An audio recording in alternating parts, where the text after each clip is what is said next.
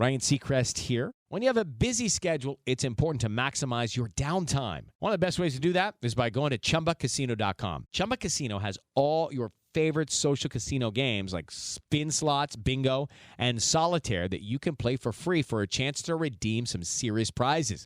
So hop on to ChumbaCasino.com now and live the Chumba life. Sponsored by Chumba Casino. No purchase necessary. VGW Group. Void where prohibited by law. 21 plus. Terms and conditions apply.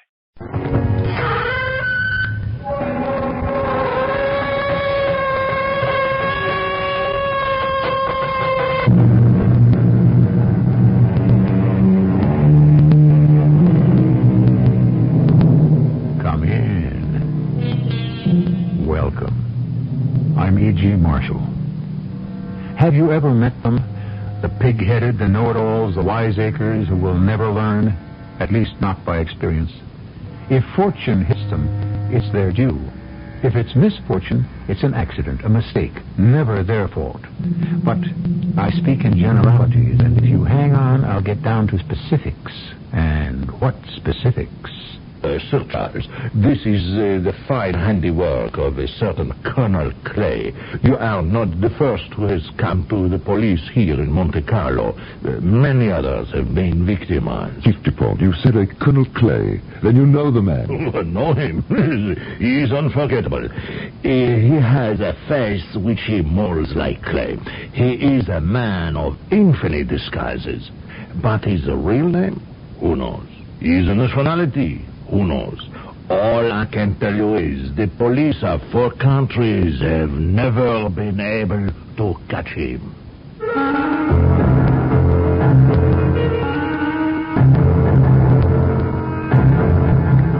Our mystery drama, Diamond Cut Diamond, was adapted especially for the Mystery Theater by G. Frederick Lewis and stars Fred Gwynne and Norman Rose.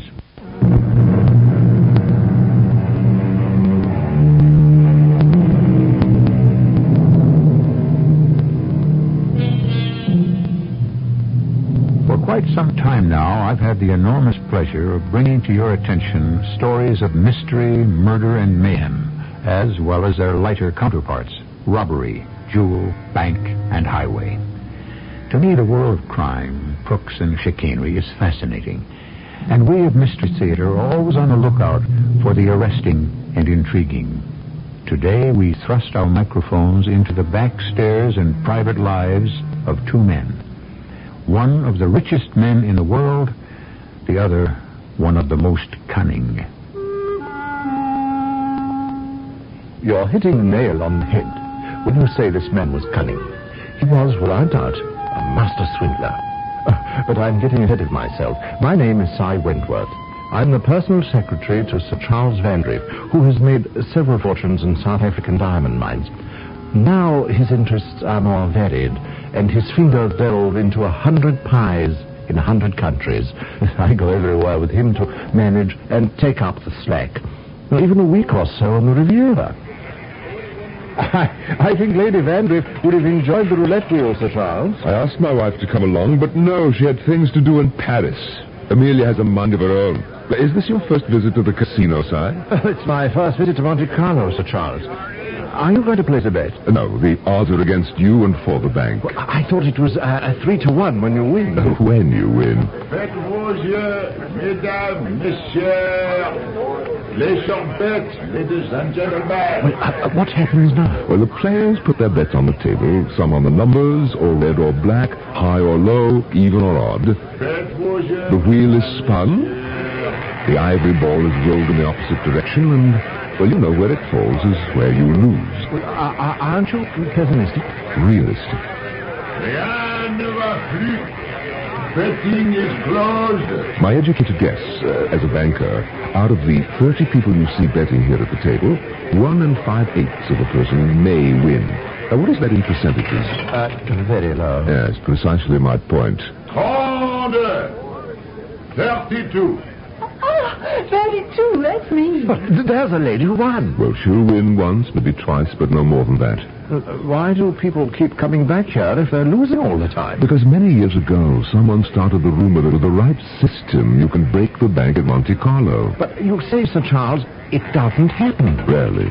Seldom. Generally never. 19. 19. Me again, 19. Well, that's twice the same lady. Shall we go, Sir Charles? No. I wish to stay. I've proved to you that every franc she's made, she will lose.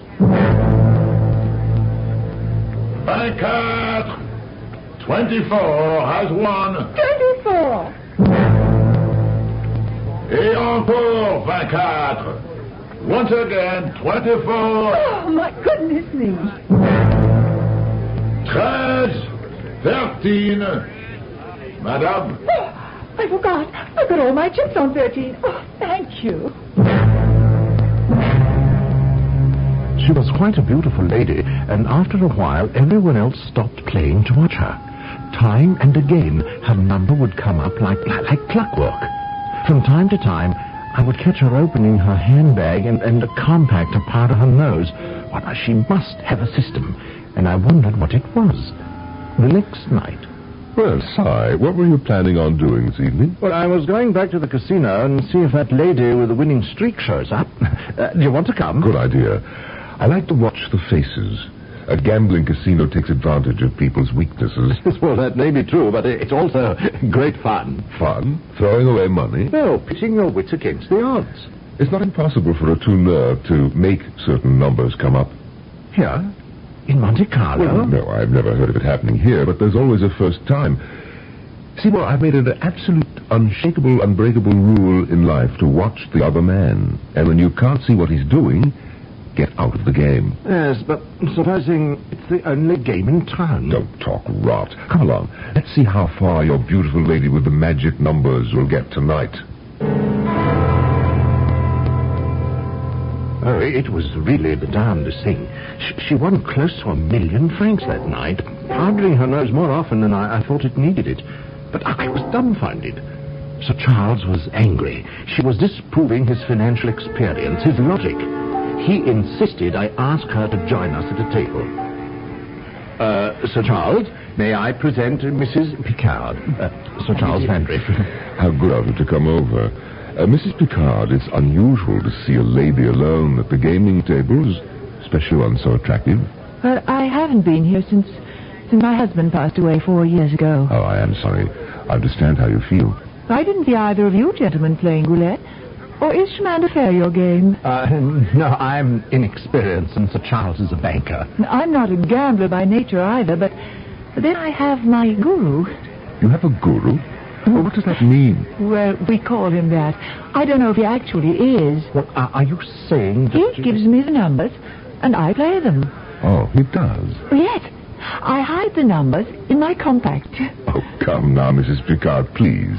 Why is that so unbelievable? This man... What does he call himself? If you'll let me finish, his name is Maramichi. I told you my husband had been dead for 4 years. One day, here in Morocco, I was at the hotel pool, and Maramichi came and sat beside me, and he said, "Look there." And I saw the face of my husband in the water. Oh, how ghastly. It was. Because, you see, my husband had drowned. I could tell you many other stories. He is an extraordinary man. Yes, and I expect extraordinarily expensive. I have never paid him 1 penny, not a franc, not a sou. Really? You don't cut him in on your roulette winnings? I don't know why I'm sitting here, subjecting myself to so much hostility, Sir Charles. I am going now. I would say it was nice meeting you, but it wasn't. Mrs. Picard, Mrs. Picard. Let her go. Well, if you'll forgive my saying so, sir, you really were a little rude. Perhaps I was. Well, Si, did you talk with the lady? Yes, sir. I found her on the terrace after dinner. She accepted your apologies. I must say, Mrs. Picard's the most attractive young woman I've seen in ages. I was thinking, this guru of hers, this Michi Marshal... Maramichi. Well, whatever he calls himself. What terms do you think he would agree to for a private seance? You mean How much will he charge? Yes, how much? Well, according to Mrs. Picard, he does not work for money. What he does is for the good of humanity. Nonsense. The man must live. Now, look, find out where the chap is staying and get him to come to our hotel tomorrow night. Don't say who I am or where you're taking him. Bring him directly to my suite. I'll have Mrs. Picard there and a few others, whoever I can find. 9 o'clock. Esteemed sir, you have explained it very well to me.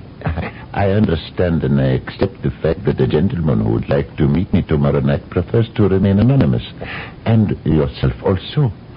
You are free then tomorrow, Madame Michi. You will come. Oh, I do not sell my gifts, Sahib. I bestow them freely. If your friend, your anonymous friend, desires to behold the cosmic wonders that are wrought through my hands, I am happy to show them to him.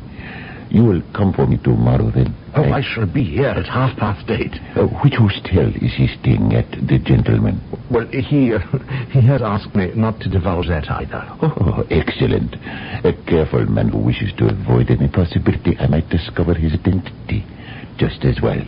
I prefer to work with skeptics. It is more gratifying to convince a scoffer and a scorner than a trustful simpleton. And I rather think your Mr. X is far from that.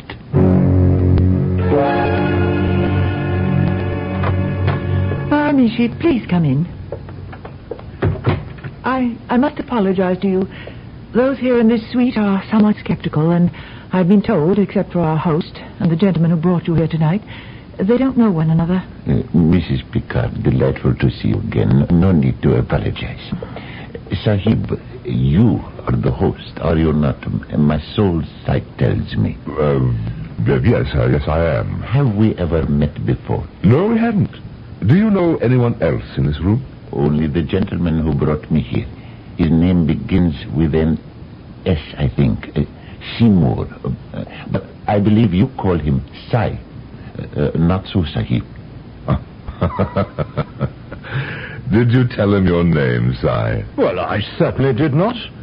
Can you tell me any more about myself, Madame Michi? Seymour Wilbraham, Earl of Strafford. No, not quite. Seymour Wilbraham Wentworth.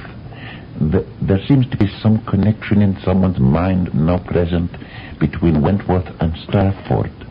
I don't know what it means, but they are somehow the same name. What's he talking about, Seymour? Well, it so happens that my surname, Wentworth, was also the surname of the late great Earl of Strafford. It did flash across my mind as you spoke. I mean, could I possibly be a descendant? Yes, you are. This is very curious. Do you know, my father always said that we were related, and I never told anyone that. Really? No one knows about that? Oh, only my father, and he's dead. Even my employer sitting beside you, even he doesn't know that. Madame Michi, I don't know what to say. I'm frankly amazed. And I'll have to tell you, a little frightened.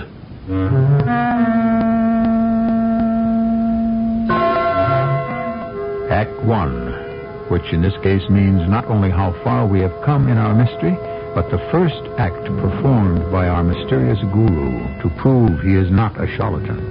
On the other hand, mind reading, getting inside information are all part of a tricker's accomplishments. But perhaps Maramishi is not counterfeit.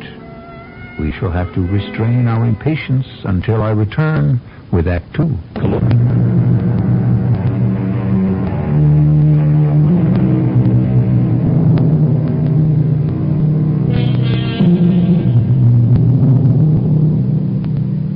Welcome again as the curtain rises on that luxurious suite in the Hotel des Anglais. A fire in the fireplace, champagne in the glasses, and Sir Charles Vandrift and a few acquaintances test the powers of a mysterious man from the East. Maramishi, I ask you, can you answer this? Where was I born? I've got him there. Shh, please, Sir Charles. South Africa, Cape of Good Hope, Johnsonville, DeWitt Street, 1920. By John, he's correct. On the button, he really does it. You see? Impressive. On second thoughts, Seymour, he may have found me out. He may have known where he was coming. I never gave him a hint. Until we reached the door, he didn't even know what hotel I was bringing him to. Gentlemen and ladies, would you like me to tell you the number of a banknote enclosed in an envelope? Well, no, that's a test I can understand. Would you leave the room, sir, and I'll make a selection. We shall wait until the door closes behind you. I held up this banknote for all of you to see. Sire, Mrs. Picard, you, sir, Madame, can you all see the number? Good. Now, Sire, get me some envelopes for my writing case. This is the kind of test I like. You can't get by with any advance information here. Now, thank you, Sire. Now, I take that manila envelope. Now, I place the banknote inside and seal it up. Maramichi, we're ready. You may come in now. Good. The banknote is inside this envelope. May I have the envelope? Turning it over won't do you any good. It's a heavy envelope and it's sealed. AF 73549. A Bank of England note for £50. Bravo! One of the 4 banknotes exchanged for larger notes at the cashier yesterday in the lobby of this hotel. I must say, I changed those notes. There must be a trick to it. It's not a trick. He can see through matter. He can see through a box. Oh, that's hard to believe. Whether I have been able to convince all of you of the occult power with which I have been gifted, I cannot say. I do sense that I am desired to leave. However, before I go, I will show you a different and more interesting embodiment of my powers, for which we shall need a more subdued light. I may enjoy this. Sire, turn the lights down. All of them, Maramichi? Yes, please. We shall be able to see well enough by the light of the fire. Good. Thank you, Mr. Wentworth. That will do. Be good enough now to pay strict attention. From my pocket, I take a small packet. Out of it, I pour a few grains of powder into this ashtray. Next, a match, if you please. Sire, a match for the Guru. Thank you. What a beautiful light. Such a brilliant green color. Now I take from my pocket the small envelope. Notice it is empty. Now I take out a small card and a bottle of ink. Have you got a pen? The real kind with a nib. But I never use any other kind. Sign my writing case. Thank you. Now, Sahib Host, would you oblige me by writing your name in the center of the card? Hold it. I'm not so sure that's a good idea. Your signature might be a rather valuable commodity, sir. Yes, I was just thinking that, Sire. You have every right to be suspicious. When you have signed the card, place it in the envelope and then take it to the fireplace and burn it.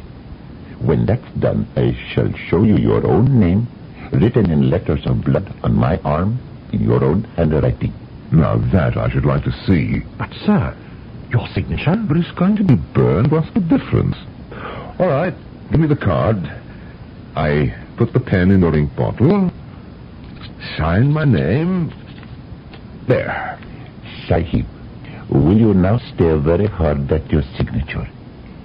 Good. Keep staring. Now, place the card in the envelope. Now, seal the envelope. Done. Now, give me the envelope. I am carrying it in the full view of everyone in this room. Now, putting it into the fire. See? It is burning. All gone. Crumbled to ashes. And now, I stand here in front of the green flames coming from the ashtray. You all can see me. Yes.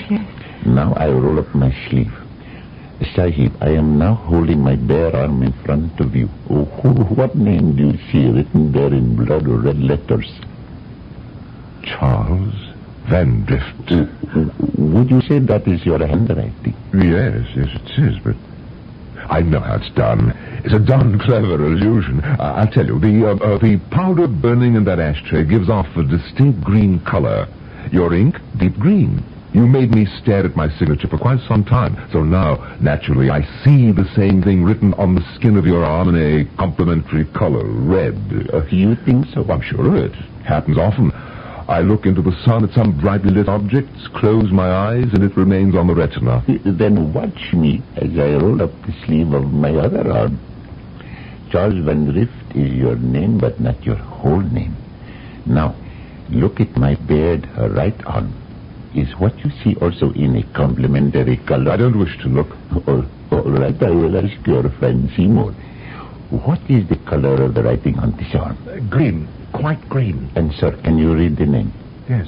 Charles O'Sullivan Van Drift. I say. I for one, have had enough.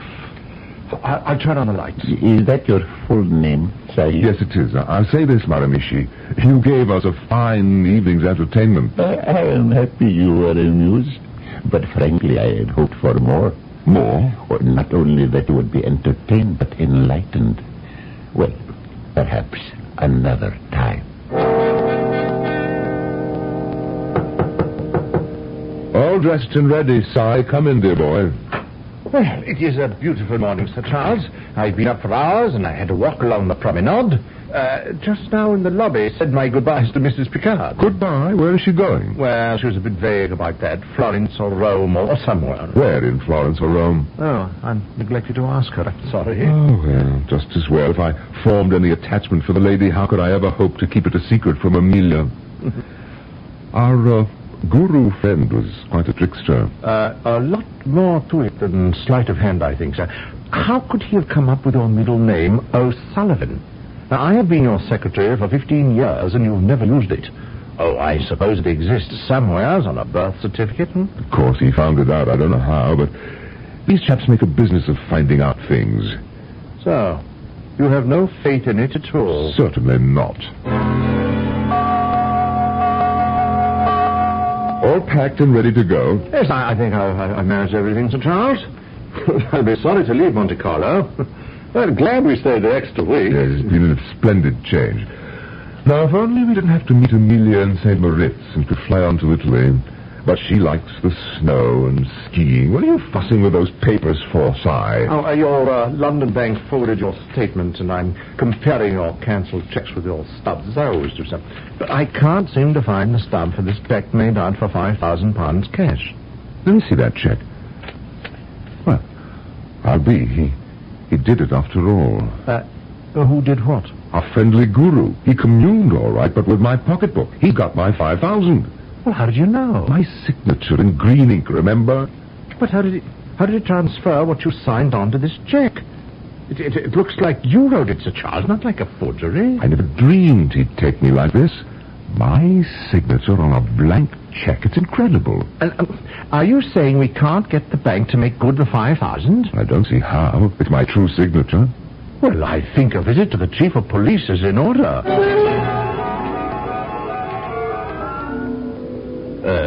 Sir Charles, in my opinion, Colonel Clay has struck again. You are not the first who has come to the police here in Monte Carlo. Chief Dupont, you said a Colonel Clay, then you know the man. Oh, certainly, he's unforgettable. We call him Colonel Clay. The Paris Sûreté call him Monsieur Rubber Face because his face is like Indian rubber. It's so changeable. A man of infinite disguises. Now, sometimes he pretends he's an army man, a colonel. But his real name, who knows? His nationality, who knows? Yes, when we met him, he was a guru. Oh, a guru. Well, this is a new one. At least you didn't get an old performance. I have some pictures. Will you look? No, not at all. Not him in the slightest. I remember Sir Charles, a master of makeup, some patty, clay, the nose, the chin, a wig, voila, all different. But not the eyes. Our man had very large pupils, shining, you know. These photographs show a man with small eyes. A drop of belladonna and the eyes expand. 5 grams of opium and you have the reverse. A narrow, ignorant expression. Sir Charles, I shall devote the resources of this office to finding out what we can. I suggest you return in 3 days. Welcome. Come in, Sir Charles. I see you have brought a lady with you. Yes, my wife, Lady Vandrift. She was to meet me in St. Moritz last week, but this is more pressing. Santé, madame. I can't think how this guru creature could have deceived Charles. Well, I'm glad to say I have discovered everything. Our light-fingered friend came to Nice this winter for the express purpose of robbing you, Sir Charles. But it's impossible. I sent for him. Oh, Charles, you are so gullible. Well, the matter of the private seance, he had your name already painted on his arm before. The matter of the check, you signed not knowing it was a check. But how did he do that? I show you this card, almost flat. Inside is a blank check folded, and the window in the center is where you signed your name. You said it was dark. The only light from something green burning. Probably in the excitement, you did not notice. But he put it in an envelope and burned it. I saw that. Oh, nothing to palm off one envelope for another. I am afraid, Sir Charles, it is bye-bye, £5,000. £5,000? You never told me it was that much, Charles. Well, you can jolly well buy me those diamonds to match my necklace. Now, Amelia, I never said I wouldn't. Monsieur Dupont, thank you. At least you have identified the culprit. I expect we will be able to arrest him now. Sir Charles, you expect he wriggles out of our fingers. And even if we caught him, his disguises are so impeccable, who would identify him, huh? One more thing. The matter of the widow, Madame Picard. Madame... Oh, yes. An accomplice, a sister or a wife. Dear, what a shame. Well, put it all behind you. It could have been much worse.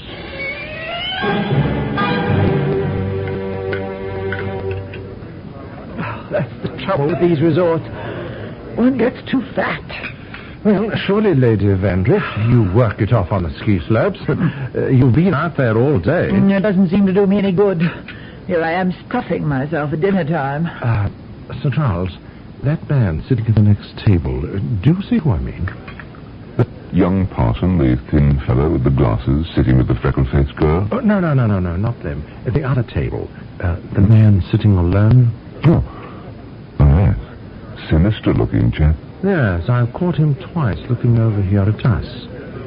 Do you notice his eyebrows? Bushiest darn things I've ever seen. No, don't look now, but it occurs to me, do you suppose they could be stuck on? Fake eyebrows? Of course. The devil. What luck that he's here in the same hotel in St. Moritz. We've tracked him down. Sir Charles, we're not following him. He is following us.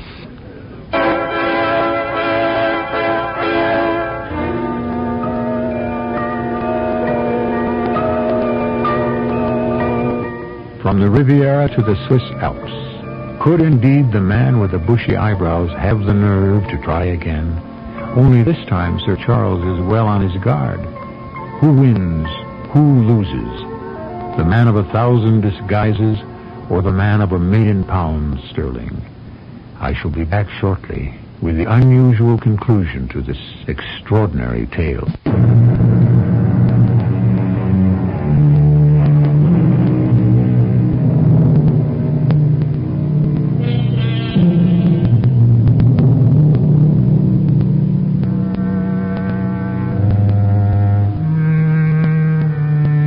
In some quarters, a man capable of the sleight-of-hand swindle is regarded as a true artist, for he is the one who lives by his wits, takes the least chances for the most gain.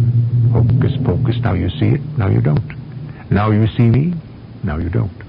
Is the man with the bushy eyebrows the elusive Colonel Clay? And how would one prove it?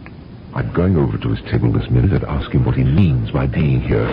Sir Charles, please come back. Oh, I'm terribly sorry, Reverend. I wasn't looking where I was going.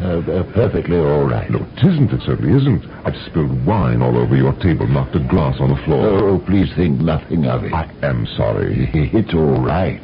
It missed my wife's dress. Now, look, you can't finish your meal with the tablecloth in this condition. Would you and your wife please join us at our table and let me order another bottle of wine for you? Well, if you insist. What do you say, Jessie? blast it all. Oh, excuse me, Reverend. What is it? That man with the bushy eyebrows, he's gotten up from his table and left the dining room. A friend of yours? No, decidedly not. Someone who was at Monte Carlo when we were there. Please, just leave everything here, will you? Certainly. Amelia, darling, allow me to introduce, this is the Reverend, Brabazon. And this is my wife, Jessie. Oh, Charles, you ought to be ashamed. I saw you charging into their table like a bull in a china shop. This is Mr. Wentworth, Sir Charles' secretary. How'd you do? I'll get you more chairs. I suddenly realized I hadn't introduced myself. Charles Vandrift. You're here to do the winter sports. My wife does the skiing, I do the paying. Well, here we are, 2 chairs. You know, we don't usually impose on people. My wife and I, well, we haven't been married that long, and when we take a vacation, I'm afraid we're not very sociable. Now, what kind of wine were you drinking? Oh, I'm afraid it was the cheapest kind of plonk on a wine card.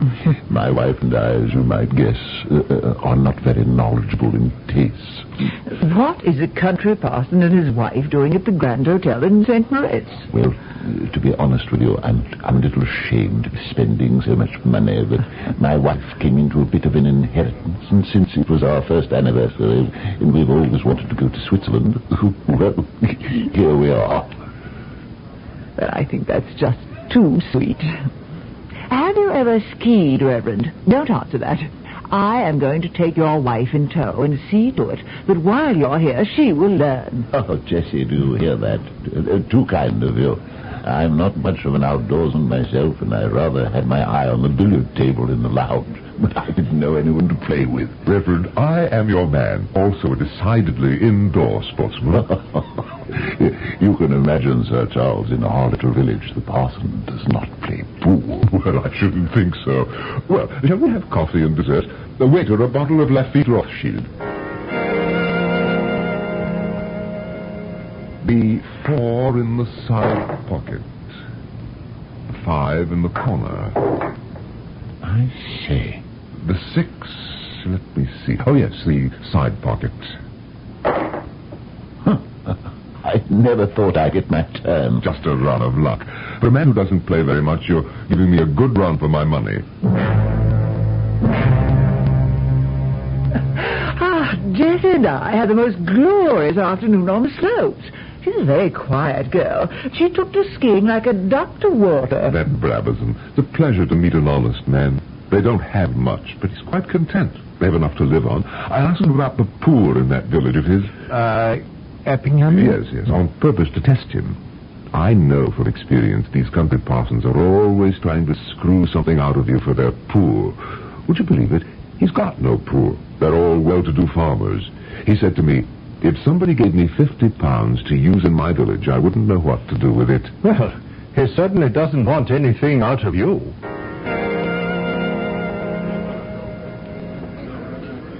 Reverend, you're the first down.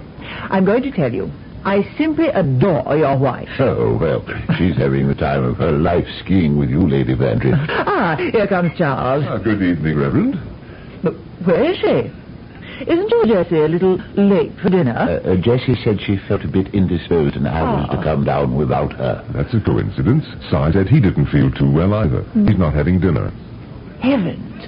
Those cufflinks of yours, Reverend, I never noticed you wearing them before. No, I certainly have. Every night I dress for dinner. What extraordinary fine diamonds they are. And so large, my goodness. No, they are good stones, very good stones, considering. But they're not diamonds, Lady Vandrift. They're the best old-fashioned Oriental paste. My great-grandfather brought them for a few rupees from an Indian cavalry officer who had looted them from the Sultan's palace. He also thought, like you, he'd got a good thing. But when he had them looked at by experts, they were only paste. They're worth, I'd say no more than 2 or 3 pounds. Really? May I have a look at them? Of course, Sir Charles. I'm used to taking them off. They're always noticed. Admirable imitation. I'm not surprised they fooled the experts. Lady Vandrift has a necklace very similar in character. Same age, same design, same cut stones. But, of course, genuine diamonds. Since these are so much like them and would complete her set, I wouldn't mind giving you, say, £50 for the pair of them. £50? Oh, my goodness, £50 for 2 paste stones. Oh, I couldn't do that. They're absolutely worthless. But for me, you see, they have a sentimental value. Oh, well, should you change your mind, Reverend, you would be making Lady Vandreth very happy. Well, now, shall we order dinner? I couldn't get over it, Charles. Those diamonds in his cufflinks are identical. And you know I've been to practically every jewelry store on the continent to find 2 extra links for my necklace. How can they look so much like mine and be imitation? Because they were probably part of the original set. Your necklace, my dear, also once belonged to the Sultan. You mean... That the Reverend's cufflinks are not paste. They are real. Oh, Charles... He doesn't know it. They're worth not less than £20,000. But I shall bid them up gently. It's too bad there's only one billiard table. Well, I suppose we'll have to wait our turn. Yes. By the way, Reverend, I've left a very unhappy wife upstairs. She has her heart set on your cufflinks. Shall we say £200? This is awkward. You see, I'm no money grubber. Surely you understand my mother's gift and family tradition are not for sale. Supposing I were to make it 500, what opportunities it would give you. You could build a new wing on your village schoolhouse. No, I couldn't. I hope they end their game soon. Really, Sir Charles, I couldn't part with them. Well, the money matters little to me. Amelia has her heart set on them. Isn't it every man's duty to please his wife? I offer you £1,000. Oh, my goodness. Well, look, let me talk it over with Jessie. 1,000. Huh, gracious.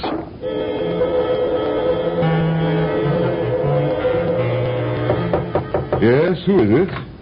Well, good morning, Sir Charles. Time to breakfast.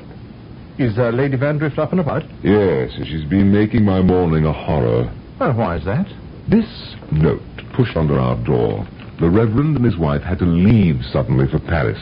His favorite sister suddenly taken ill. Oh, Seymour, have you heard? That stupid little country curate and his dowdy, clumsy little wife have left St. Moritz, and he's taken the cufflinks with him. Charles has let the chance slip away. I'll never be happy now. I don't even know where in Paris they are. Well, I could find out. You could? Well, why not? They probably left a forwarding address at the desk. Then you must strike while the iron's hot. Seymour, I want you to locate those 2. Take the night train and offer them... What did you say they were really worth, Charles? Conservatively, £20,000. Then offer them 5. Charles, write out a bank draft. I make it for 10,000 just to be on the safe side. Try to get them for less, of course. But even at 10,000, they're an extraordinary bargain.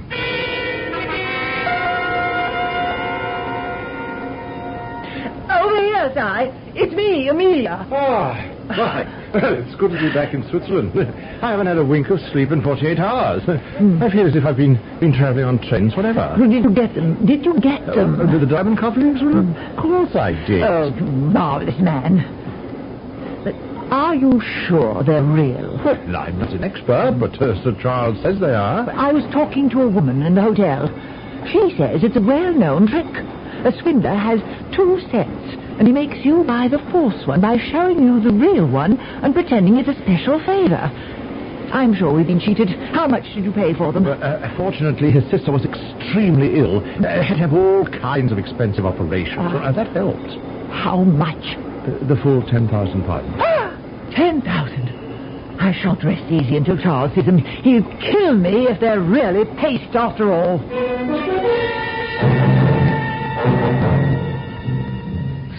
I know what I'm doing. They are real. Magnificent. Amelia's gone down to the hotel safe to fetch her necklace, and we'll see how well they match. She's happy now, isn't she? Oh, you've done a wonderful thing for her, Sir Charles. Do you know, it just occurred to me, where is that poor little clergyman going to cash a cheque for £10,000? He wouldn't take the cheque. No? Exactly for that reason. So I went to your Paris bank, cashed it, and brought in the money. And I must say, the Reverend Brabazon is a trusting soul. Before I'd gone to the bank, he'd handed me the cufflinks. I had them in my pocket. But I could have walked out of his hotel and never come back. Well, there's nothing like an honest man, I always say. Charles! Yes? Charles, you know what's happened. Look in the jewel case. 2 of my own diamonds from the necklace are gone. He's stolen 2 diamonds from my necklace and sold them back to us. Oh, my Lord in heaven, the little curate was Colonel Clay. And Jessie, his freckle-faced little wife, she is Mrs. Picard. Oh, what a consummate rogue.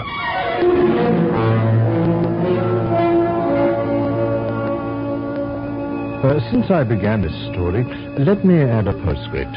We never saw the money or Colonel Clay and his lady again, nor did we get any sympathy from Monsieur Dupont of the police. He said to Sir Charles, "I don't think you have much cause for complaint. Your wife thought she'd bought paste at the price of diamonds. You and your secretary thought you'd bought diamonds from an unsuspecting person at half their value. Colonel Clay, he took you all in. It was diamond cut diamond."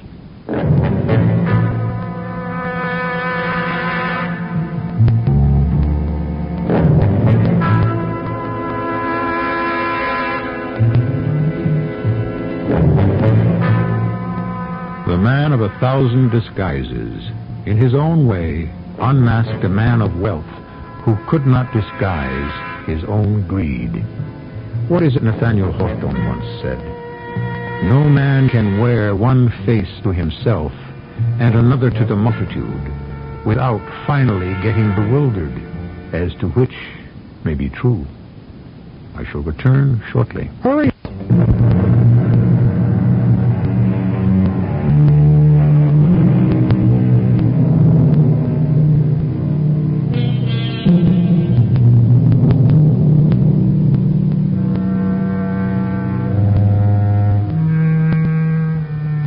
What we really want to know is, did our millionaire learn a lesson?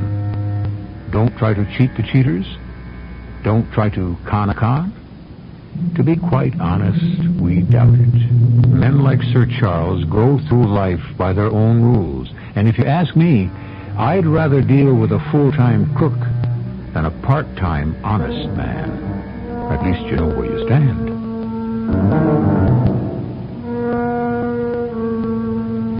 Our cast included Norman Rose, Fred Gwynne, Earl Hammond, and Barbara Somers.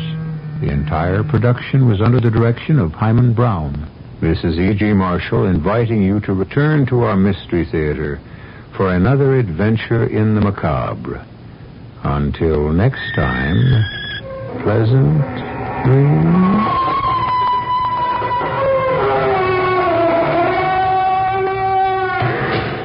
How to have fun anytime, anywhere. Step 1. Go to ChumbaCasino.com. ChumbaCasino.com. Got it. Step 2. Collect your welcome bonus. Come to Papa welcome bonus. Step 3. Play hundreds of casino-style games for free. That's a lot of games. All for free? Step 4. Unleash your excitement. Woohoo!